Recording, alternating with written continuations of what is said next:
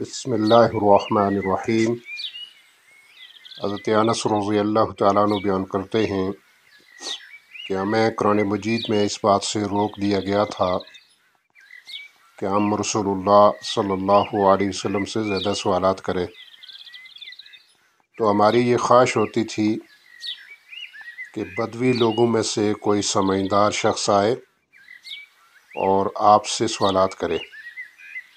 اتفاقاً ایک دن ایک بدوی آیا اور کہنے لگا، اے محمد صلی اللہ علیہ وسلم، آپ کا قاصد ہمارے پاس آیا اور اس نے بتایا کہ آپ کہتے ہیں کہ اللہ تعالیٰ نے آپ کو رسول بنایا ہے۔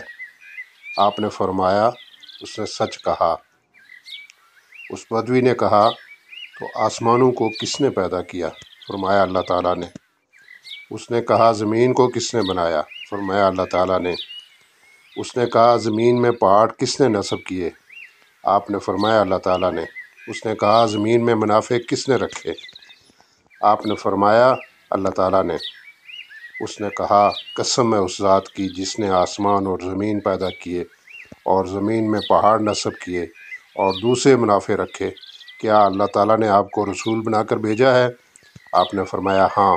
اس نے کہا، اور آپ کے قاصد نے کہا ہے کہ ہم پر ایک دن رات میں 5 نمازیں فرض ہیں۔ آپ نے فرمایا اس نے سچ کہا۔ اس نے کہا، قسم ہے اس ذات کی جس نے آپ کو رسول بنایا، کیا اللہ تعالیٰ نے آپ کو ان کا حکم دیا ہے؟ فرمایا ہاں۔ اس نے کہا، اور آپ کے قاصد نے کہا ہے کہ ہم پر ہمارے مالوں کی زکوٰۃ بھی واجب ہے؟ فرمایا اس نے سچ کہا۔ اس نے کہا، قسم ہے اس ذات کی جس نے آپ کو رسول بنایا، کیا اللہ تعالیٰ نے آپ کو اس کا حکم دیا ہے؟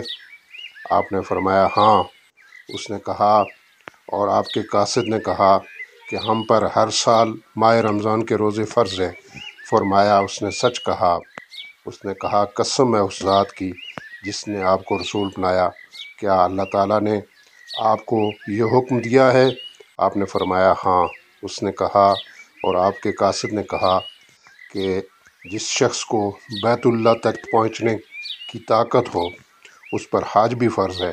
آپ نے فرمایا اس نے سچ کہا۔ اس نے کہا، قسم ہے اس ذات کی جس نے آپ کو رسول بنایا، کیا اللہ تعالیٰ نے آپ کو اس کا حکم دیا ہے؟ آپ نے فرمایا ہاں۔ اس نے کہا، تو پھر اس ذات کی قسم جس نے آپ کو برحق نبی بنایا، میں نہ ان پر اضافہ کروں گا اور نہ ہی ان میں کمی کروں گا۔